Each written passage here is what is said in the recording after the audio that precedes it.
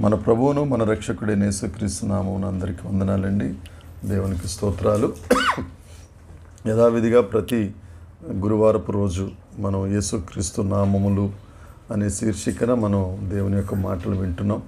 ఆయన యొక్క ఔన్నత్యాన్ని, ఆ దేవుని యొక్క గొప్పతనాన్ని మనం దేవుని కృప ద్వారా నేర్చుకుంటూ ఉన్నాం. ఇప్పటికీ 42 పేర్లు, ఆ పేర్లలో ఉన్న యొక్క అర్థాన్ని తెలుసుకోవడానికి దేవుడు కృపను అనుగ్రహించారు. ఈ దినాన 43వ నామము, 43వ పేరు ఉన్నవాడు. నిర్గమాకాండము 3వ అధ్యాయము 14వ వచనం. నిర్గమాకాండ గ్రంథం. అందుకు దేవుడు నేను ఉన్నవాడను, అనువాడనైనా ఉన్నాను. చాలండి, చాలా చిన్న ప్రార్థన చేసుకుందాం. పరలోకమందున్న మా తండ్రి, పరిశుద్ధుడా నీకు స్తోత్రం.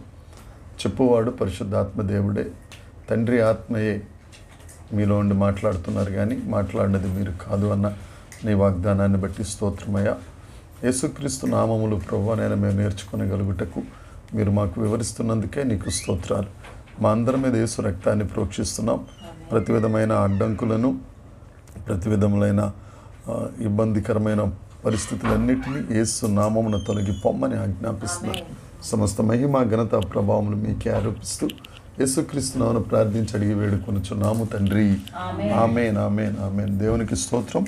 43వ నామముగా ఉన్నవాడు. ఇది మనందరికీ చాలా సుపరిచితమైన మాట. ఎందుకంటే ఐగుప్తులో నుండి ఇజ్రాయేలీలను బయటికి తీసుకురావడానికి వారు పడుతున్న మూలుగులను, వారు పడుతున్న బాధను, వారు పెట్టిన మొరను దేవుడు విన్నారు. ఆయన వారి బాధను చూచారు. ఎక్కడో ఇత్రో దగ్గర గొర్రెలు కాసుకుంటున్న, మిద్యాను అరణ్యంలో గొర్రెలు కాసుకుంటున్న మోషేతో దేవుడు మాట్లాడి, మోషే అడిగిన ప్రశ్నకు నేనేమని చెప్పాలి, నువ్వు ఎవరివని చెప్పాలి అని అంటే దేవుడు ఇచ్చిన సమాధానం, నేను ఉన్నవాడను, అనువాడైన దేవుడు. మన దేవుడు ఉన్న దేవుడు. దేవునికి స్తోత్రం. కీర్తనలో చెప్పబడినట్లు విగ్రహాలు అవి నోరుండి మాట్లాడవు, కన్నులుండి చూడవు, చెవులుండి వినవు, చేతులుండి తాకవు, కాళ్ళుండి నడవవు. అవి ఉన్నాయన్న పేరుకు మాత్రం ఉన్నాయి, కానీ మన దేవుడు అలాంటి దేవుడు కాదు. మనల్ని చూచే దేవుడు, మనతో మాట్లాడే దేవుడు, మనం మొరపెడితే వినే దేవుడు, ఆయన హస్తంతో మనల్ని తాకే దేవుడు, మనం పడిపోయిన స్థితిలో ఉంటే మన దగ్గరకు వచ్చి తన హస్తము చేత మనల్ని పైకి లేపే దేవుడు.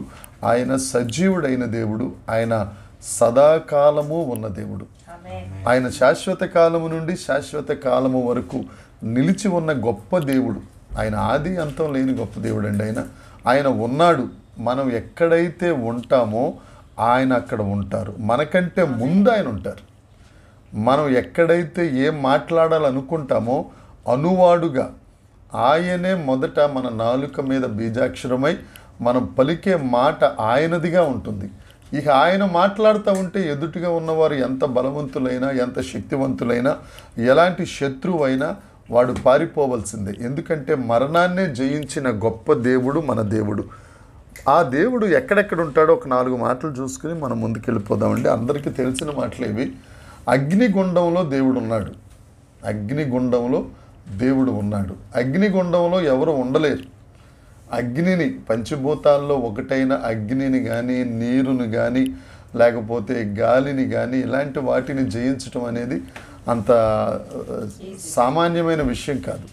షడ్రక్, మేషక్, అబేద్నెగోలను తీసుకెళ్ళి నెబుకద్నెజరు రాజు తన విగ్రహానికి నమస్కారం పెట్టలేదని, ఎవరైతే నమస్కారం పెట్టరో ఈ అగ్ని వేడిములు నేను వాళ్ళని వేసేస్తాను అన్నప్పుడు అది కాస్తంత వేడిగానే ఉండింది నాకు తెలిసినంత వరకు. అయితే ఈ షడ్రక్, మేషక్, అబేద్నెగోలు నెబుకద్నెజరు రాజుతో కొన్ని మాటలు మాట్లాడారు. ఏంటి ఆ మాటలంటే రోషం కలిగిన వారే, రోషము కలిగిన తమ దేవుని గురించి రోషంతో మాట్లాడిన మాటలు ఆ రాజుకి పౌరుషాన్ని తీసుకొచ్చేటట్టుగా చేసినాయి. వాళ్ళు ఒకటే అన్నారు, నెబుకద్నెజరు రాజా, మా దేవుడు రక్షించ సమర్థుడు. ఒకవేళ రక్షించకపోయినా మాకు ఎటువంటి ఇబ్బంది లేదు, కానీ నీకు మాత్రం మేము దండం పెట్టమని అన్నారండి. ఆ మాటకి రాజుగారి కోపం వచ్చేసి ఆ అగ్నిగుండాన్ని 7 అంతలు చేశారు. ఎంత భయంకరం అంటే ఈ షడ్రక్, మేషక్, అబేద్నెగో అనే దేవుని భక్తులని విసిరిన నెబుకద్నెజరు భక్తులు ఆ వేడికి కాలిపోయారు. ఆ వేడికి కాలిపోయారు. అయితే ఈ అగ్నిగుండంలో పడినప్పుడు అనువాడైన దేవుడు మన దేవుడు, దేవునికి స్తోత్రం. ఉన్నవాడైన దేవుడు మన దేవుడు, దేవునికి స్తోత్రం. ఈ ముగ్గురు పడితే అక్కడ దేవుడు వారితో పాటు ఉన్నారు. అగ్ని వంటి శ్రమలు నీకెన్నున్నా కానీ, అగ్ని వంటి శోధనలు మనల్ని వెంటాడుతున్నా కానీ, మనం శుద్ధి చేయబడిన బంగారుగా మనం తయారు చేయబడుతున్నప్పుడు మనకంటే ముందుగా మనల్ని శుద్ధి చేస్తున్న అగ్నిలో దహించు అగ్ని అయిన దేవుడు ఉన్నారు.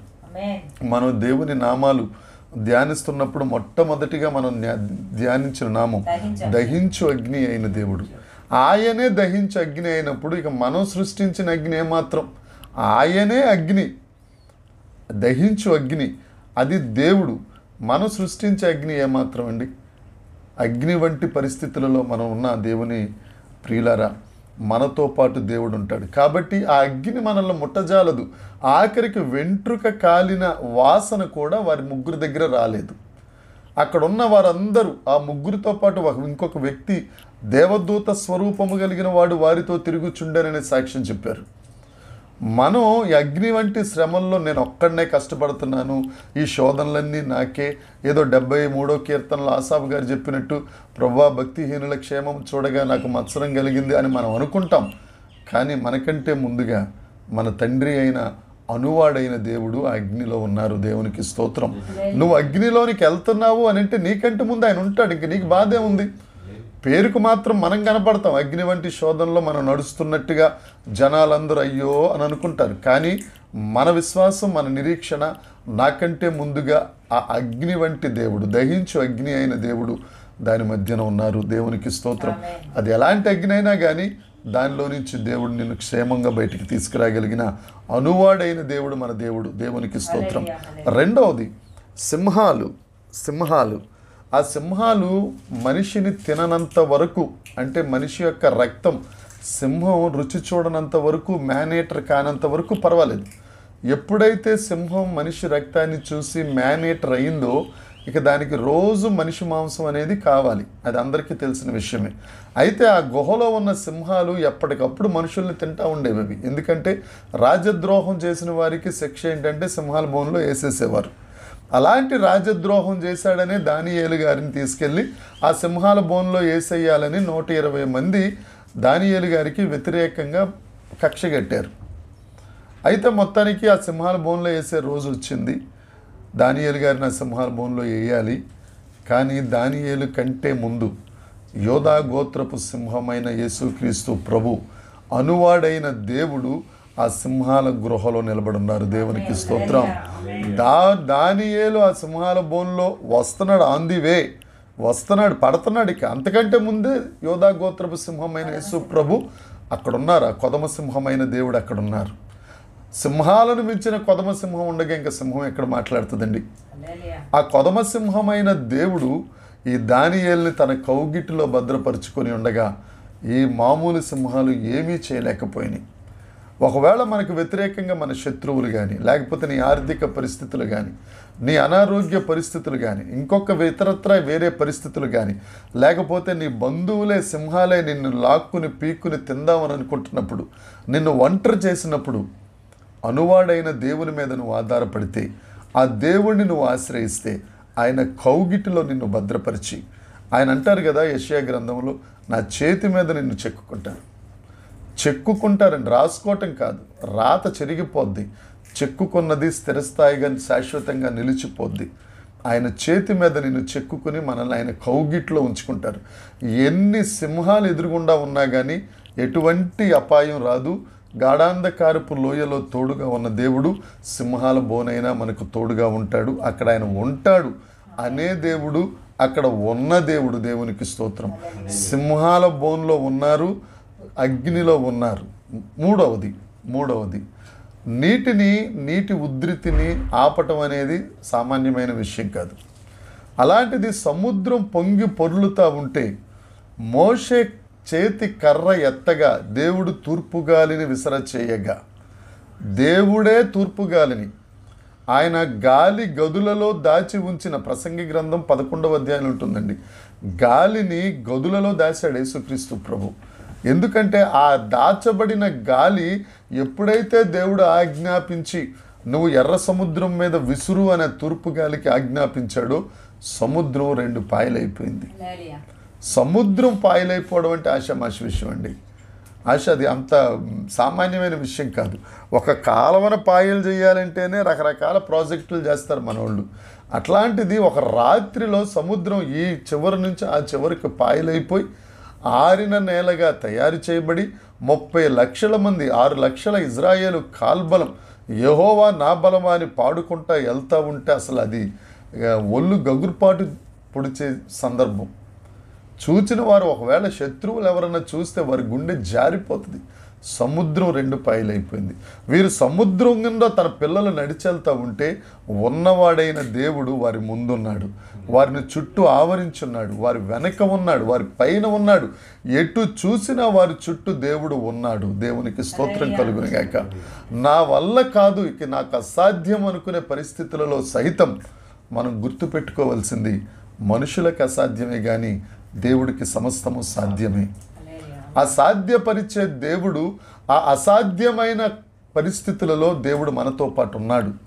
మనం ఏమనుకుంటామంటే నాకెవరు లేరు, దేవుడు ఓకే ప్రార్థన చేసినప్పుడు ప్రార్థన ఆలకిస్తాడు, వాక్యం చెప్పినప్పుడు మాట్లాడతారు అన్న చిన్న చూపు మనకి. నిజంగా చెప్తున్నాను, అది చిన్న చూపే. దేవుడు ఎల్లప్పుడూ తన కంటి పాపను కాపాడినట్లుగా మనల్ని కాపాడుతున్నాడు. మన కంటిని మనం పొడుచుకుందామన్నా ఆ కంటి రెప్ప ఒప్పుకోదు. ఆ కనురెప్ప కంటి గుడ్డు దగ్గరికి ఎప్పుడైతే మన కంటి దగ్గరికే వస్తున్నా కనురెప్ప ఒప్పుకోదు. అలాంటిది ఆ గొప్ప ఉన్నవాడైన దేవుడు శ్రమ మన దగ్గరికి వస్తుంది అని అనేసరికి ఆయన మనల్ని ఆవరించి ఉంటాడు. దేవునికి స్తోత్రం. ఆవరించి ఉంటాడు. దేవునికి మహిమ. ఒక కొండను మంచు ఆవరించి ఉన్నట్టుగా, ఆ మంచు ఆవరిస్తే కొండ పచ్చదనం కనపడదు కానీ మంచు యొక్క తెల్లదనమే కనపడుతుంది. మనల్ని కూడా ఎవ్వరూ లేరు, మన కష్టాల్లో ఉన్నాం, నాకెవరున్నారు నాకు తోడు అనుకుంటే ఉన్నవాడైన దేవుడు సదాకాలము మనకు తోడుగా ఉన్నాడు. ఇదిగో యుగ సమాప్తి వరకు నేను మీతో పాటు ఉంటాను. యుగ సమాప్తి వరకు. మనం బ్రతికితే 70 లేకపోతే 80 పోను 100 వేసుకోండి, 100 సంవత్సరాలు బరిగితే దేవుడు మనకిస్తున్న వాగ్దానం యుగ సమాప్తి వరకు నేను నీకు తోడుగా ఉంటాను అన్న దేవుడు మనకు తోడుగా ఉండగా మనం భయపడవలసిన అవసరమే ఉంది. ఆయన ఉన్నవాడు. 43వ నామము ఆయన ఉన్నవాడు. అగ్నిలో ఉన్నారు, సింహాల బోనులో ఉన్నారు, నీటిలో ఉన్నారు. అంతేకాదు, నువ్వు ఏదన్నా పరిపాలన చెయ్యాలి అని అంటే, ఏదైనా ఒక అడ్మినిస్ట్రేషన్ చెయ్యాలి అని అంటే, నువ్వు వివేకంగా ప్రవర్తించాలి అని అంటే, ఒక బానిసను తీసుకెళ్ళి రాజుగా చేసి ఐగుప్తు దేశం అంతటిని పరిపాలించగలిగిన శక్తి దేవుడు యోసేపు గారికి ఇచ్చారు. ఆదికాండ గ్రంథంలో యోసేపు గురించి రాయబడుతున్న 30వ అధ్యాయం నుంచి చూసుకుంటే యెహోవా అతనికి తోడై ఉండెను, యెహోవా అతనికి తోడై ఉండెను. ఈ మాటే కనిపిస్తుంది. యెహోవా అతనికి తోడుగా ఉన్నాడు. మన దేవుడు మనకు తోడుగా ఉన్నవాడు. ఇమ్మానుయేల్ దేవుడు. ఆయన మనకు తోడుగా ఉన్నాడండి. ఇక అంతకు మించి ఏమాట. ఆ ఇమ్మానుయేల్ దేవుడు నువ్వు అడుగు వేస్తుంటే ఆయన తోడుగా ఉంటాడు, అడుగు తీస్తే ఆయన తోడుగా ఉంటాడు, నోరు తెరిస్తే ఆయన తోడుగా ఉన్నవాడు. నువ్వు చూస్తుంటే నీ కంటి చూపు అటు ఇటు తిరగకుండా స్థిరంగా నిలకడగా ఉండునట్లుగా ఆయన ఉన్న దేవుడు. ఆ దేవుడు మనల్ని కాపాడతాడు. కాబట్టి దేవుని యందు ప్రియులారా, ఆయన నామము ఉన్నవాడు, ఆయన నామము ఉన్నవాడు. నువ్వు వెళ్ళి మోషే అక్కడ ఇజ్రాయేలీలకి చెప్పు, మన దేవుడు ఉన్నవాడు, మనతో పాటు ఉన్నాడు. వాళ్ళేమో దేవుడికి మొర్ర పెడుతున్నారు, ప్రభువా మాకెవరున్నారయ్యా, రాజులే మమ్మల్ని అణగదొక్కేస్తున్నారయ్యా, మాకు నాయకుడు లేడయ్యా అని వారు అనుకుంటున్నారు. వారితో చెప్పు. అలా నలిగిపోతున్న వారికి మన దేవుడు ఉన్నవాడు అని చెప్తే ఎంత ఓదార్పండి. అదే దేవుడి దినాన మనతో మాట్లాడుతున్నాడు. ఏ పరిస్థితుల్లో నలిగిపోతున్నారో, ఏ పరిస్థితులు జరగట్లేదని అనుకుంటున్నారో, ఏ కష్టాల కడల్లో మేము కొట్టుకుపోతామేమో అనుకుంటున్నారేమో, ఒకవేళ నువ్వు కొట్టుకుపోయే పరిస్థితిలో అయినా దేవుడు నీతో ఉన్నాడు. ఆ సముద్రం మీద ఆ భయంకరమైన తుఫాను వచ్చినప్పుడు దేవుడు వారితో ఉన్నాడు. ఆయన ఉన్నవాడు ఉన్నాడు. ఎప్పుడైతే ఆయన ఉన్నవాడిని గుర్తించి యేసయ్యా అని మనం పిలిచామో సముద్రమును గద్దించగా, ఆ ఉన్నవాడు గద్దిస్తాడంతే. నువ్వు ఆశ్రయించడమే నీ పని. ఆయన నాతో ఉన్నాడు అని ఆయన హక్కుకి వెళ్ళిపోతే, ఆయన చెంతకి వెళ్ళిపోతే, ఆయన కౌగిల్లోకి వెళ్ళిపోతే ఆయన ఆజ్ఞాపిస్తాడు. ఎలాంటి తుఫానైనా ఆగిపోద్ది. దేవునికి మహిమ. ఆ దేవుడి దినాన్న మనతో ఉన్నవాడు. దేవునికి స్తోత్రం కలుగునుగాక. 44వ మాట 44వ పేరు ప్రకటన గ్రంథము 1వ అధ్యాయము 18వ వచనం. ప్రకటన గ్రంథం 1వ అధ్యాయము చాలండి. దీంట్లోనే 18వ వచనంలోనే ఈ దినాన్న ఒక 3 నామాలు మనం ధ్యానిద్దాం. మొదటిది, నేను మొదటి వాడను. మన దేవుడు ఉన్న దేవుడు. ఎలా ఉన్న దేవుడు? కార్యారంభము ఆయనే, మొదటివాడు ఆయనే. మనము సృష్టించబడక మునిపే, తల్లి గర్భంలో మనం రూపించబడక మునిపే, అసలు మన తల్లే పుట్టక ముందు, జగత్పునాది వేయబడక మునుపు, మనం ఎప్పుడు ఏ టైంలో ఏ తల్లిదండ్రుల కడుపును మనం జన్మించాలో, ఎక్కడ ఉండాలో, ఏ స్థలంలో నివసించాలో సమస్తం మన తాలూకా రికార్డు యావత్తు ఆయన దగ్గర ఉంది. నియమింపబడిన దినములలో ఒక్కటైనను కాక మునిపే, ఏమండి, ఎముకలలో ఒకటి కూడా రూపించబడక మునిపే ఆయన మనల్ని చూసేశాడు. ఆయన మొదటివాడు. అందుకే ఆయనను అల్ఫా అంటారు, మొదటివాడైన దేవుడు. ఈ మాట దేవుడు తను ప్రేమించిన, లేకపోతే దేవుడిని ఎక్కువగా ప్రేమించిన యోహాను గారితో చెప్పిన మాట. ఎందుకు యోహాను గారికే నేను మొదటివాడిని దేవుడు చెప్పాలి? ఎందుకు చెప్పాలి అని అంటే, సేవ ప్రారంభించిన అంటే 30 సంవత్సరాల తర్వాత దేవుని పరిచర్య, మహిమ కలిగిన పరిచర్య యేసుక్రీస్తు ప్రభు ప్రారంభించినప్పుడు మొట్టమొదటిగా ఏర్పాటు చేసుకున్న శిష్యులలో పేతురు గారు, యోహాను గారు, వీరందరూ. పేతురు, యోహాను వీరందరినీ దేవుడు శిష్యులుగా చేసుకున్న దగ్గర నుంచి యోహాను యేసుక్రీస్తు రొమ్మున అనుకోవటం ఆయనకు అలవాటు. ఫస్ట్ డే, మొట్టమొదటి రోజు నుండి యేసయ్యను అంతగా ప్రేమించేశాడు. అందుకే యేసును ప్రేమించిన శిష్యుడు అనే బిరుదు ఉంది ఆయనకి. అంతగా యేసయ్యను ప్రేమించిన తరువాత 3.5 సంవత్సరాలకి యేసుక్రీస్తు ప్రభుని సిలువేసేశారు. సరే, సిలువేసిన 3వ రోజున మళ్ళా లేచారు. లేచిన దగ్గర నుంచి మళ్ళీ ఆయన కనిపించినప్పుడల్లా రొమ్మున అనుకోవడం ఆయన పని. చూస్తా ఆయన ఆరోహణమై వెళ్ళిపోయారు. వెళ్ళిపోయిన తరువాత ఒక్కొక్కరు హతసాక్షులుగా చచ్చిపోతూ ఉంటే, దేవుడు హతసాక్షులుగా వారి శిష్యులు ప్రభువునందు నిద్రిస్తూ ఉంటే యోహాను ఒక్కడు మాత్రమే మిగిలిపోయాడు. ఇంతగా ప్రేమిస్తున్న ఈయన్ని ఆ రాజు చంపేయాలని ప్రయత్నాలు చేశాడు, కానీ కుదరలేదు. అప్పుడు ఆయన తీసుకెళ్ళి ఆ ద్వీపంలో ఆయనను పడేశారు. ఆ ద్వీపం అంటే ఏముందండి? చుట్టూ సముద్రం, ఆ సముద్రం మధ్యన భూభాగం, దాంట్లో అన్ని రకరకాల జంతువులు, విషసర్పాలు, పుర్రెలు ఇవన్నీ ఉన్నాయి. అక్కడ ఈయన ఒంటరిగా ఉన్నాడు, భయపడతా ఉన్నాడు. అప్పుడు ఈయన్ని ఆత్మవశుణ్ణి దేవుడే చేసి ఆయనతో మాట్లాడుతున్నాడు. యోహాను, నువ్వు ఒంటరిగా ఉన్నావని అనుకుంటున్నావేమో, నేను మొదటి వాడను, నేను ఇక్కడ ఉన్నవాడను. దేవునికి స్తోత్రం కలుగునుగాక. భయపడిపోతున్న తన శిష్యుడిని ధైర్యపరచడానికి, నిరీక్షణ కోల్పోయిన తన శిష్యునికి నిరీక్షణ కలిగించడానికి ఆయనను ఆత్మవశుణ్ణి చేసి, ఆయన పరలోక దర్శనాన్నిచ్చి, ఆయన యొక్క దివ్య స్వరూపం పరలోకంలో ఎలా ఉందో యోహాను గారికి చూపించి, ఆ అగ్నిజ్వాలల వంటి కన్నులు కలిగిన వాడు, అపరంజి వంటి ఆ నేత్రములు కలిగిన దేవుడు, సముద్ర ఘోష కంటే విపరీతమైన తరంగముల ఘోషను మించిన నోటి మాట కలిగిన దేవుడు యోహాను పిలిచి, యోహానా, నేను మొదటి వాడను. దేవునికి స్తోత్రం. అదిక యోహాను సువార్త 1వ అధ్యాయం 1వ వచనంలో కూడా ఉంటుంది కదా, ఆది యందు వాక్యం ఉండెను, ఆ వాక్యము దేవుడై ఉండెను, ఆ వాక్యమే దేవుడై ఉండెను. నేను ఆది నుంచి ఉన్న దేవుణ్ణి, నేను వాక్యమైన దేవుణ్ణి, నేనే దేవుణ్ణి. యోహానా, నేను ఉన్నాను కదా. నువ్వు ఎలాంటి పరిస్థితులలో ఉన్నా నీ కార్యారంభమును నేను చేస్తాను. ఏదైనా సరే నేను కార్యారంభము చేసిన తరువాత, నేను ఆశీర్వదించటం మొదలుపెట్టిన తర్వాత దానిని త్రిప్పివేయగలిగిన వాడెవడు అని యోహానును ధైర్యపరచడానికి దేవుడు చెప్పిన మాట. ఈ దినాన్న అదే మాట దేవుడు మనతో చెప్తున్నాడు. మన కార్యారంభం ఆయనే. ఏదైనా వివాహాల విషయాలు కార్యారంభం అవ్వాలి అని అంటే ఆయన మొదటివాడు. ఆ దేవుని దగ్గర మనం మొరపెట్టుకుంటున్నాం కాబట్టి మన నిరీక్షణ ఆయన తప్పకుండా వివాహాన్ని చేస్తాడు. అది ఎలా చేస్తాడంటే మన ఊహకు మించి చేస్తాడు. దేవునికి స్తోత్రం. ఎందుకంటే మొదలుపెట్టినోడు ఆయన. మనం మొదలు పెడితే మధ్యలో ఆగిపోద్ది. ఆయన మొదలు పెడితే అది అంతమైపోయే వరకు, అది శుభకరమైన వరకు, శ్రేయస్కరమైన ఆశీర్వాదాలు పొందుకునేంత వరకు అది ఆగే ప్రసక్తే లేదు. మన జీవితాన్ని తీసుకెళ్ళి ఆ మొదటివాడైన దేవుని చేతిలో పెట్టడం వరకే మన పని. ఆ ఉన్నవాడైన దేవుని చేతిలో పెట్టడమే మన పని. ప్రభువా ఇదిగో అయ్యా ఇది నాది, ఉన్న పాటు నీ దగ్గరికి వస్తున్నాను ప్రభువా, నా వల్ల కావట్లేదు ప్రభువా, నేను నిరీక్షణ కోల్పోయాను, నేను చేతగానోడిని అయిపోయాను తండ్రి, నా పరిస్థితి ఇది అని అంటే నూతన కార్యం మొదలుపెట్టాను. అది ఇప్పుడే మొదలుపెట్టాను దేవుడు. ఆ గొప్ప దేవుడు ఏం చేస్తాడనంటే పోయిన అంతకుముందు ఆదివారంలో అడవులలో నీటిని, ఎడారులలో నదులను మొదలు పెడతాడు ఆయన. మనం మొదలు పెట్టలేం. ఎన్ని లారీలు ఎన్ని ట్రక్కులు తీసుకొచ్చి నీరు పోస్తే అరణ్యంలో నీళ్ళు వస్తాయండి, ఎడారిలో నదులు వస్తాయి ఆ ఇసుకలో. కానీ ఆయన మొదలు పెడితే ఎడారిలో నదులు ప్రవహిస్తాయి, మన బ్రతుకులలో నూతన కార్యాలు జరుగుతాయి. యెషయా గ్రంథం 44వ అధ్యాయం 6వ వచనం. యెషయా గ్రంథం 44వ అధ్యాయం 6వ వచనం.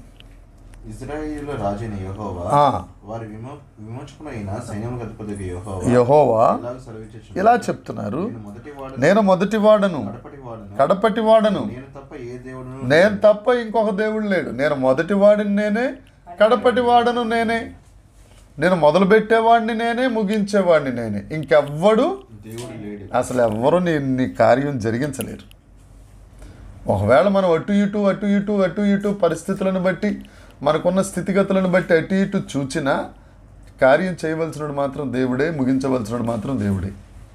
అది మనం ముందే తెలుసుకుని దేవుడి పాదాల మీద పడిపోయాం అనుకోండి, దేవుడు ఇంకా త్వరగా మనల్ని ఆశీర్వదిస్తారు. 48 యెషయా గ్రంథం 12వ వచనాన్ని కూడా చూద్దాం. యెషయా గ్రంథం 48. యాకోబు ఇజ్రాయేలు నా చెవియొగ్గి విను, నేనే ఆయనను, మొదటివాడను కడపటివాడను. చదవండి. నా హస్తము భూమి పునాది వేసెను. దేవుని హస్తం భూమి పునాది అంటే మొదట భూమి పునాది వేసిన ఎవరండి? మొదట ఆయనే కదా. భూమికే పునాది వేసినోడు మన బ్రతుకులను ఆశీర్వాదకరంగా ప్రారంభించగలిగి ఆశీర్వాదకరంగా ముగించగలిగిన దేవుడు. మనల్ని ప్రేమించుటలో మొదటివాడు ఆయనే, మనల్ని రక్షించుటలో మొదటివాడు ఆయనే, మనల్ని దీవించుటలో మొదటివాడు ఆయనే, మన సరిహద్దులు విశాలపరచుటలో మొదటివాడు ఆయనే, మనల్ని సజీవులుగా నిలబెట్టుటలో మొదటివాడు ఆయనే, కుటుంబం వెంబడి కుటుంబం పిల్లలను ఆశీర్వదించుటలో మొదటివాడు ఆయనే. అందుకనే కదా హెబ్రీ పత్రిక 13:5 అంటాడు, నేను నిన్ను విడువను, మనల్ని విడిచిపెట్టని ఎడబాయిన దేవుడు కూడా మొదటివాడు ఆయనే. దేవునికి స్తోత్రం కలుగునుగాక. 43వ మాట ఉన్నవాడు, 44వ మాట మొదటివాడు, 45వ మాట కడపటివాడు అని అంటే ముగించేవాడు. ఉదాహరణకి ఈ మాటకు సరి అయిన ఉదాహరణ పౌలుగా మారటం. సౌలుగా ఉన్నప్పుడు ఆ ఏథెన్సు లేకపోతే ఆ మార్గాన్న దేవుడు ఆయనకు ప్రత్యక్షమయ్యాడు. ఆయన మొదటివాడుగా ఆయనకు ప్రత్యక్షమై, నీవు హింసించుచున్న యేసును నేనే, నువ్వు హింసించుచున్న క్రీస్తును నేనే అని చెప్పాడు. ఆయనను చూడగా ఆయన గుడ్డితనం వచ్చింది. తర్వాత ప్రవక్తను ఆయన దగ్గరికి పంపించాడు. ఆ ప్రవక్త నేను ఎందుకు వెళ్ళాలి ఆయన దగ్గరికి అని అంటే, అన్యజనుల ఎదుటను, ఇజ్రాయేలీల ఎదుటను, రాజుల ఎదుటను నా నిమిత్తమై అనేక శ్రమలు పొందుటకు నేను ఏర్పాటు చేసుకున్న సాధనం అతని దగ్గరికి వెళ్ళి ఆయన చూసుకుంటాను నేనని చెప్పి మొదటివాడుగా పంపించాడు. ఇక అక్కడి నుంచి వెళ్ళిన తరువాత పౌలును దేవుడు ఎంత విరగొట్టాడంటే, అపోస్తలులు సేవ చేస్తున్న తొలి రోజుల్లో చూసి నేనేమన్నా అపోస్తలుల కంటే తక్కువన్నా అన్న స్థాయి దగ్గర నుంచి తిమోతి పత్రిక దగ్గరికి వచ్చేసరికి అంటాడు, నేను అందరిలో ప్రధాన పాపిని అనేటట్టుగా. అంటే కడపటి వాడైన దేవుడు ఆ మొదటిగా మన కార్యాలను మొదలుపెట్టి, దయచేసి జాగ్రత్తగా ఆలోచించండి, దేవుడు మొదటివాడిగా మనలో కార్యమును మొదలుపెట్టి దానిని ముగించేసరికి ఆయనకు కావలసిన ఆ స్వరూపంలోనికి మనల్ని మార్చేసుకుంటాడు. రాత్రి కూడా మనం మాట్లాడుకున్నాం, క్రైస్తవుడు అంటే క్రీస్తును ధరించుకునేవాడు, క్రైస్తవుడు అని అంటే క్రీస్తు సువాసన, క్రైస్తవుడు అంటే క్రీస్తు స్వభావం కలిగిన వాడు. ఆ క్రీస్తు స్వభావము, క్రీస్తు సువాసన, క్రీస్తును ధరించుకోవడం ఒక్క రాత్రిలో వచ్చేదండి. అలా మార్చుకుంటాడు దేవుడు. మొత్తానికి నలగొట్టి వెరగొట్టి శోధించి ఆ విధంగా ఈ విధంగా చేసి దానిలోనికి వస్తాడు. ఇప్పుడు ఆ తొమ్మ పలకలు చిత్రీ పట్టారు, పలక అయిపోయింది. దాని మీద బంగారు రేకును తాపడం చేయాలి అని అంటే దానికి ఎన్ని సుత్తి దెబ్బలు తినాలి, ఎన్ని కత్తిరలతో అది కత్తిరించబడాలి, దాన్ని ఎంత సరిచేయాలి, అడ్జస్ట్ చేయాలి, అతుకు అనేది కనపడకుండా ప్రత్యక్ష గుడారం దగ్గర దాన్ని జాగ్రత్తగా అమర్చాలి. ఎంత కష్టపడాలో ఆ పనివారు ఆ బంగారుని ఎంత కష్టపెడతారో.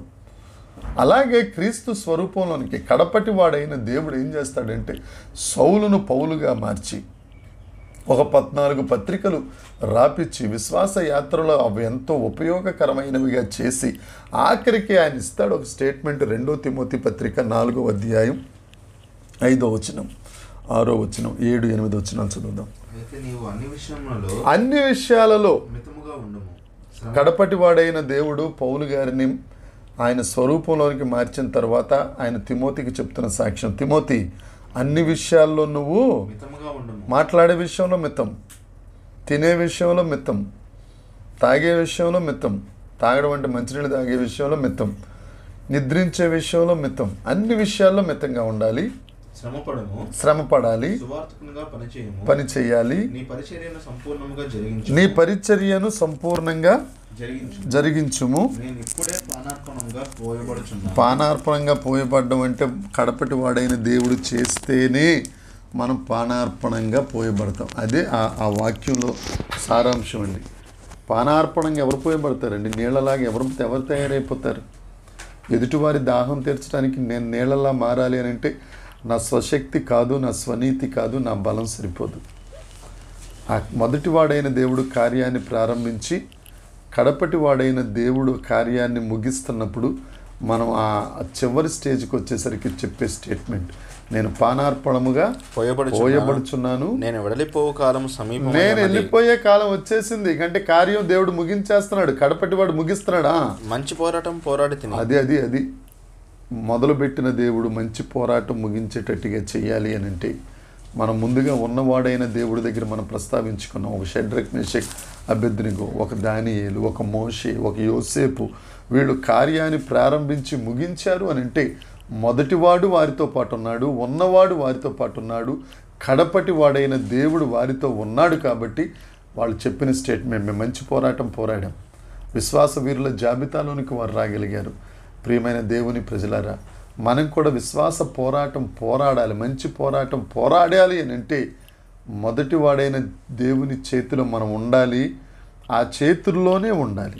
చాలామంది ఏం చేస్తారంటే కార్యారంభం బాగుంటుంది, కార్యాంతం దరిద్రంగా ఉంటుంది. అందుకని కార్యారంభము కంటే కార్యాంతము మేలు అని వాక్యం చెప్తుంది. ఆయన చేతుల్లోనే ఉంటాం కార్యారంభంలో. ఒక 4-5 సంవత్సరాలు అయ్యేసరికి కాస్తంత వెసులుబాటు వచ్చేస్తుంది, ఆ చేతుల్లోంచి జారిపోతాం. ఆ కడపటి వాని చేతుల్లో మనం ఉండం. అందుకని యోహానుతో దేవుడు చెప్తున్నాడు, యోహాను నిన్ను పద్మాస్ ద్వీపంలో ఒంటరిగా వేసేసారా? మొదటి వాడిని నేను నీతో ఉన్నాను. ఎప్పుడు దాకా ఉంటాను?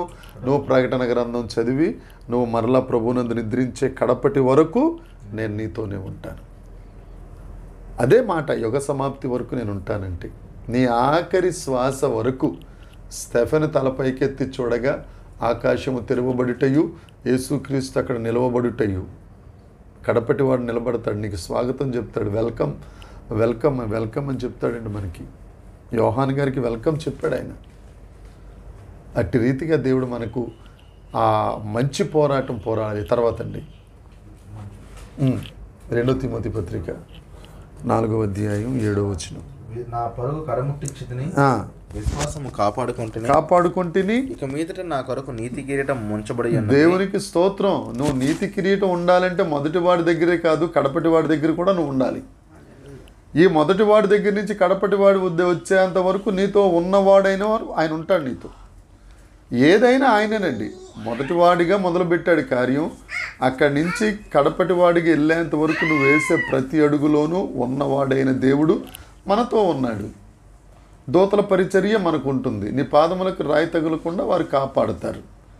ఏమంటే నువ్వు ఆయన్ని ప్రేమించడమే, ఆయన ముఖంలోకి చూసి, ఆయన కళ్ళలో కళ్ళు చూసి, యేసుక్రీస్తు ప్రభువా, I love you Jesus, I love you lord, నీకు స్తోత్రం కలుగురు. ఇదే మాట మన మాటకి, అంతకు మించి ఏం లేదు. రక్షణ పాత్రను చేతబట్టుకుని ఆ దేవుడిని స్తుతించడమే.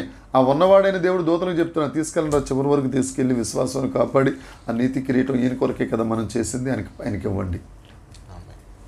ఇవ్వాలని దేవుడు ఇస్తాడు. మన ప్రతి ప్రయాణంలో ఆయన మనకు తోడుగా ఉంటారు.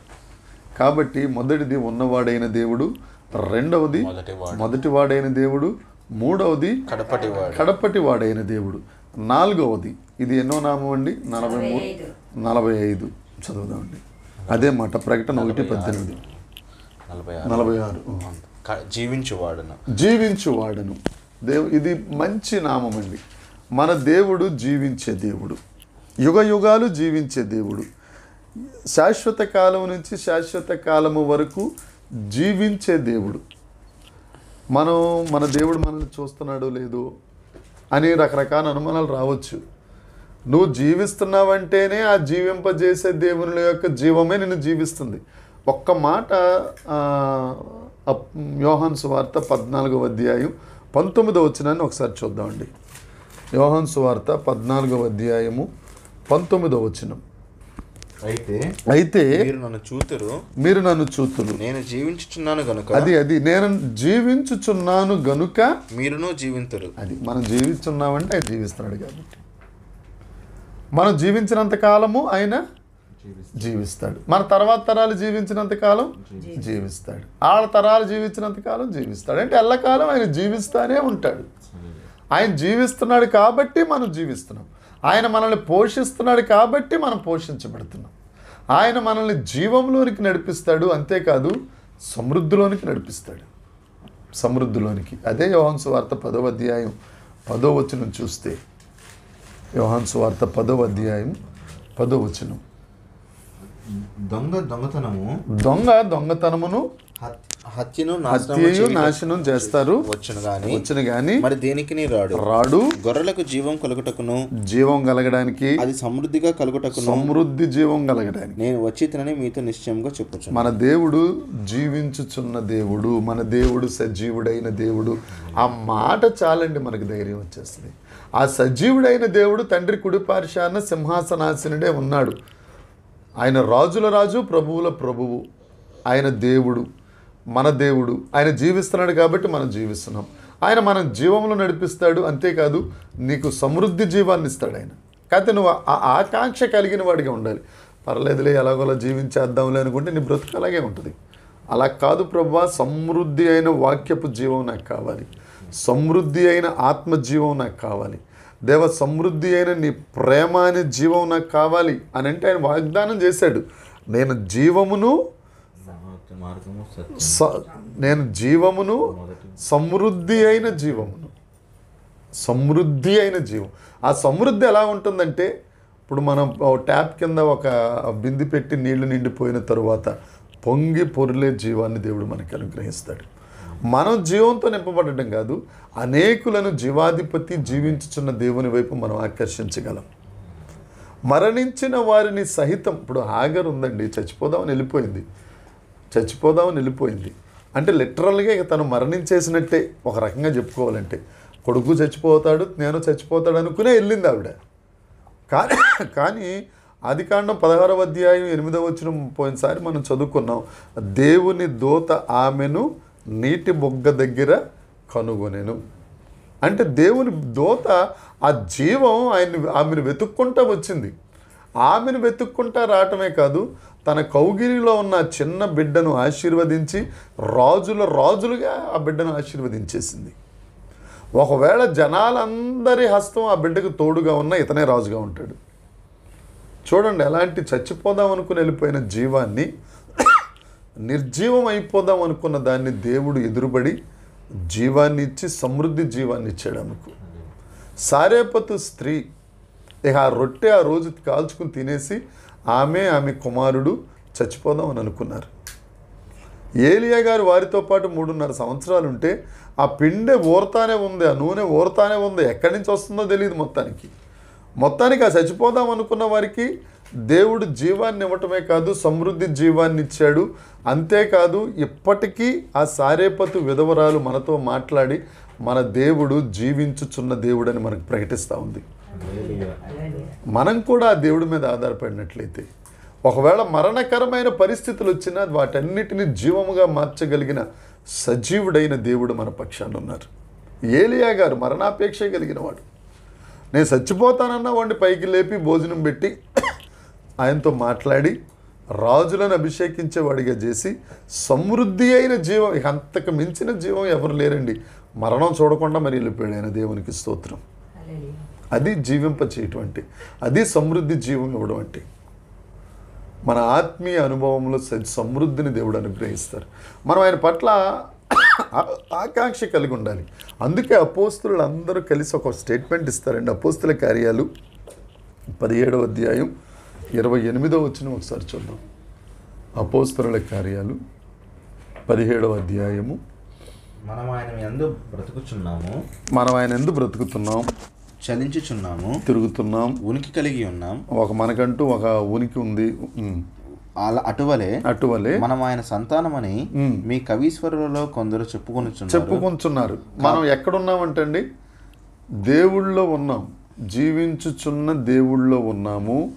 జీవించుచున్న దేవుడు తిరుగుతారు అటు ఇటు మూవబుల్. ఆయన ఒక దగ్గర ఫిక్స్ అయిపోయి కళ్ళు చేతులు కదల్చకుండా ఉండే దేవుడు కాదు. ఆయన చలించే దేవుడు. మనం కూడా ఆయనలో చలిస్తున్నాం. ఆయన ఒక విలువ, ఉనికి అంటే ఒక వాల్యూ, ఒక ఔన్నత్యం కలిగిన దేవుడు. మనకు కూడా ఒక ఉనికి మనకేమీ లేకపోయినా కానీ యేసుక్రీస్తు ఉన్నాడు అన్న ఉనికి మనలో ఉంది. ఏమండి, ఒక మాట సూటిగా మనం ప్రార్థన చేస్తాం, హల్లెలూయా అంటాం, స్తోత్రం చెప్తాం. కొంతమంది విమర్శించే వాళ్ళు ఏం చెప్తారంటే, వాళ్ళు ఇప్పుడు స్టూడెంట్స్ ఉన్నారు, పృథ్వీ గారే యువకుడు, వాళ్ళ స్నేహితులు మంచోళ్ళు కాబట్టి సరిపోయింది. కొంతమంది అల్లరి చిల్లరి స్నేహితులు ఉంటారు, వాళ్ళు ఎక్కడికో వెళ్తారు. వాళ్ళు పృథ్వీ గారిని ఏమంటారంటే సామాన్యంగా జరిగేది, అరే హల్లెలూయా బ్యాచ్రా అని అంటారు. ఏమంటారు? అంటారు ఆ హల్లెలూయా బ్యాచ్ లేకపోతే స్తోత్రం చెప్పే బ్యాచ్రా అని అంటారు. ఆ బ్యాచ్ అన్నప్పుడు మనం గిల్టీగా ఫీల్ అయ్యామనుకోండి. పేతురు తమ్ముళ్ళు మనం. పేతురు పరిశుద్ధాత్మ రాకముందు ఒక క్యారెక్టర్, పరిశుద్ధాత్మ వచ్చిన తర్వాత ఒక క్యారెక్టర్. పరిశుద్ధాత్మ రాకముందు ఏం క్యారెక్టర్ అయింది? ఈయన ఎవడో నాకు తెలియదు అనే క్యారెక్టర్. పరిశుద్ధాత్మ వచ్చిన తర్వాత ఆ జీవాధిపతిని మేము చంపేశారు, అందుకు మేము సాక్షులం. పరిశుద్ధాత్మ వచ్చిన తర్వాత ఎప్పుడైతే హల్లెలూయా బ్యాచ్ అని వాళ్ళు అన్నారనుకో, దేవా నువ్వు నన్ను గుర్తించే ప్రభు, వీళ్ళందరూ గుర్తించారు ప్రభు, దేవానికి స్తోత్రం అని చెప్పామనుకోండి. పరిశుద్ధాత్మ తరువాత పేతురు బ్యాచ్ మనం. అర్రే నన్ను ఇలాగ కించపరుస్తున్నారే, హల్లెలూయా బ్యాచ్ అంటున్నారు, స్తోత్రాల బ్యాచ్ అంటున్నారంటే సిగ్గుపడ్డామనుకో. పరిశుద్ధాత్మకు ముందు పేతురులాగా సిగ్గుపడిన బ్యాచ్ మనం. ఎప్పుడైతే మనం ఆ జీవం కలిగిన దేవుళ్ళు ఉనికి కలిగి ఉన్నామో మనకు ఒక పేరు వచ్చేస్తుంది, వీళ్ళు క్రైస్తవులు రా. హల్లెలూయా బ్యాచ్ అంటే ఎవరండి? క్రైస్తవులే కదా. ఆ ఉనికే, క్రీస్తును ధరించిన వారు క్రైస్తవులు అన్న పేరే చాలా గొప్ప పేరు. అది ప్రపంచంలోకెల్లా అత్యున్నతమైన తాకలేని ఒక రిలీజియన్ ఏది అని అంటే క్రిస్టియన్ రిలీజియన్. అది తిరగలేదు ఇంకది. ఆ తర్వాత సంగతి తర్వాత. అందుకనే ఎవరైతే యేసుక్రీస్తు ప్రభువులోకి వస్తారో, చీకటి నుంచి ఆశ్చర్యకరమైన వెలుగులోనికి వచ్చేస్తారో, వాడి రిలీజియన్ ఏమైపోద్ది అంటే రాజులైన యాజక సమూహం అయిపోద్ది. మెల్కీసెదెకు క్రమంలోకి మనం వచ్చేస్తాం. కాబట్టి అది గొప్పగా చెప్తున్నారు వీళ్ళు. మేము ఆయనలో ఉన్నాం, ఆయనలో చలించాం, ఆయన జీవించుచున్న దేవుడు కనుక ఆయనలో మాకంటూ ఒక ఔన్నత్యం ఉంది. ఎంత ధైర్యం ఇస్తుందండి అది. మనం కూడా ఎప్పుడైనా అసలు ఆ ధ్యాస మనం కలిగి ఉన్నాము. మేము క్రీస్తులో ఉన్నామండి, క్రీస్తులో నడుస్తున్నామండి, క్రీస్తులో తిరుగుతున్నామండి, ఆ దేవుడు ఇస్తే తింటున్నామండి, ఆ దేవుడు నడిపిస్తే నడుస్తున్నామండి, ఇదే త్రోవ మీరు వెళ్ళండి అని అంటే మేము నడుస్తున్నామండి, ఆ దేవుడు స్వస్థపరుస్తాడండి, ఆ దేవుడు కుటుంబాన్ని కడతాడండి అని మనం ఎప్పుడైనా గర్వంగా ఆయన ఏందో అతిశయించగలిగితే దేవునికి స్తోత్రం. అప్పుడు అలా చేస్తే ఆ దేవుడు ఏం చేస్తాడంటే ఒక వాగ్దానం వచనాన్ని మనం చూసుకుని ముగించుకుందామండి. యెషయా గ్రంథం 44వ అధ్యాయము 21వ వచనాన్ని ఒకసారి చదువుదాం. యెషయా గ్రంథం 44. యాకోబు, ఇశ్రాయేలు. రెండు పేర్లు ఇక్కడ ఎందుకు వచ్చినాయి అంటే పరిశుద్ధాత్మ బాప్తిజానికి ముందు పేతురు, యాకోబు. అర్థమైందండి? పరిశుద్ధాత్మ వచ్చిన తర్వాత ఇజ్రాయేల్, పేతురు ఇజ్రాయేలు. అదే అప్పుడు వరకు మనం హల్లెలూయా బ్యాచ్ అంటే సిగ్గుపడిన వాడిని మనం దేవుని దగ్గరికి వచ్చేసామనుకోండి, ఆయన జీవింపజేస్తూ ఉంటాడు. ఆ జీవింపజేసే దేవుడితో మాట్లాడుతున్నాడు. ఇజ్రాయేలు, వీటిని జ్ఞాపకం చేసుకోనము, నీవు నా సేవకుడవు, నేను నిన్ను నిర్మించి తిని. ఇజ్రాయేలు, నీవు నా సేవకుడు అయి ఉన్నావు, నేను నిన్ను మర్చిపోజాను. ఏంటంటే నిన్ను మర్చిపోజా. జీవింప చేసే దేవుడు, జీవించుచున్న దేవుడు ఆయన చెప్తున్నాడు, నువ్వు వీటిని జ్ఞాపకం చేసుకో ఇజ్రాయేలు, నేను నిన్ను మరిచిపోవడం అనేది జరిగే ప్రసక్తే లేదు. మరిచిపోవటం అనేది జరిగే ప్రసక్తే లేదు. కొంతమంది ప్రార్థన చేశారు కదా పాస్టర్ గారు, నీ కృప చొప్పున నన్ను జ్ఞాపకం చేసుకో ప్రభు అని చెప్పారు కదా, మరి వాళ్ళని ఎందుకు మర్చిపోయాడు దేవుడు అని మీరు అడగాలి. కానీ మీరు చాలా మంచివాళ్ళు. పాస్టర్ గారి దగ్గర ఎదురు ప్రశ్న వేయకూడదని మా వదిన గారు అస్సలు పాపం తలదించుకునేవాడని. దేవునికి స్తోత్రం. ఎవరు అడిగింది ఎవరండి? సంసోను. ఎందుకు అడిగాడు? చేయకూడని పని చేశాడు. దేవుడు ఆయనకి ఇచ్చిన ఆధిక్యత ఏంటి? ఆయన నాజీరు వ్రతం చేయబడినోడు, పరిశుద్ధాత్మతో నింపబడిన బలవంతుడైన దేవుడు. అట్టి వాడు కనిపించిన వారిని మోహించి ఆత్మ ఆయనను ఎడబాచిన తర్వాత చేసిన ప్రార్థన ఏమని? నీ కృప చొప్పున నన్ను జ్ఞాపకం చేసుకో. దావీదు అడిగాడు, నీ కృప చొప్పున నన్ను జ్ఞాపకం చేసుకో. ఎందుకు అడిగాడు? ఆయన దావీదు కుమారుడని అనిపించుకోవడానికి ఇష్టపడితే వసంతకాలంలో అయ్యగారు చేయవలసిన పని చేయకుండా తప్పు పని చేసి ఆ పిల్లల్ని సైతం తప్పు అయిపోయారు. ఇక ఆ తప్పులో నుంచి బయటికి రావడానికి దేవుడి దగ్గర ప్రార్థన చేశాడు. ఏమని? నీ కృప చొప్పున నన్ను జ్ఞాపకం చేసుకో. ఇంకో ఆయన ప్రార్థన చేశాడు. ఇంకో ఆయన ఎవరని చెప్పగలరా? హిజ్కియా. వెరీ గుడ్ అయ్యారు, దేవుని స్తోత్రం. హిజ్కియా ప్రార్థన చేశాడు. ఏమని? ప్రభువా, నీ కృప చొప్పున నన్ను జ్ఞాపకం చేసుకో. నేను ఎదుటి ఎంత యథార్థంగా ప్రవర్తించానో. మరి ఆయనే తప్పు చేశాడు పాస్టర్ గారు అనొచ్చు. ఆయనకి దేవుడు చెప్పాడు, 15 సంవత్సరాల ఆయుష్ ఇచ్చిన తర్వాత అన్యరాజు నీ దగ్గరికి వస్తున్నాడు, నువ్వు ఏది పడితే అది నీ ఇంట్లో ఉన్నది మొత్తం వాడికి చూపించొద్దు. చూపించావు అని అంటే వాడే నీకు బళ్ళెం అవుతాడు అని దేవుడు ముందే చెప్పాడు. ఈఐ గారు ఆ మాట పక్కన పెట్టి ఏం చెప్పి తీసుకెళ్ళాడు? ధనాగారాన్ని ఆ ట్రెజరీని చూపించాడు. యుద్ధాయుధాలు దాచిన ఆ ఆయుధశాలను మొత్తం ఇంట్లో టాప్ టు బాటం అంతా చూపించాడు. మొత్తానికి ఆయన అదును చూసుకున్నాడు. ఒకనొక టైంలో వచ్చేసి అది దోచేసుకున్నాడు. ఆ పాపం ఆయనకి తెలిసి ఆయన ప్రార్థన చేస్తాడు. ఏమంటే నీ కృప చొప్పున నన్ను జ్ఞాపకం చేసుకో ప్రభా. మనం కూడా దేవుడు మనల్ని జీవింపజేస్తున్నప్పుడు ఉన్నవాడైన దేవుడు, మొదటివాడైన దేవుడు, కడపటి వాడైన దేవుడు మనల్ని ఆ విశ్వాస ప్రయాణంలో ఆయన నడిపిస్తున్నప్పుడు ఆయన జీవింపజేస్తాడు కదా. ఆయన మీద ఆధారపడిపోయి నువ్వు అటు ఇటు వెళ్ళకుండా స్థిరుడిగా ఉంటే. అందుకనే ప్రత్యక్ష గుడారం ఆ తెర మీద ఆ పైనుంచి చూస్తే కనపడే తెర ఉంది కదా, సీ కౌ చర్మం, సముద్ర వత్సల చర్మం, దానికి నిలకడ ఎక్కువ, స్థిరత్వం ఎక్కువ. అందుకనే దానిని పైన కప్పారు. ఎందుకు అని అంటే మనం కూడా విశ్వాస జీవితంలో యేసు ప్రభువుని నమ్ముకోవడంలో, ఆ జీవింపజేసే దేవుడి మీద ఆధారపడడంలో, మన కార్యం ఆయనకి అప్పచెప్పడంలో, కార్యం ముగించే విషయం మనం ఎప్పుడైతే స్థిరంగా నిలకడగా ఉంటామో దేవుడు చెప్తున్నాడు, నేను నిన్ను మర్చిపోజాలను. ఇంకా చదవండి అయ్యారు. ఆయన మర్చిపోజాలడు. మంచు విడిపోనట్లుగా, మబ్బు తొలగినట్లుగా,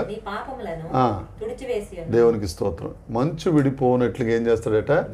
అతిక్రమాలు, మబ్బు తొలగిపోనట్లుగా పాపాలు. ఇంకా మనకి ఇంకెందుకు, ఇంక బాధ ఏముంది?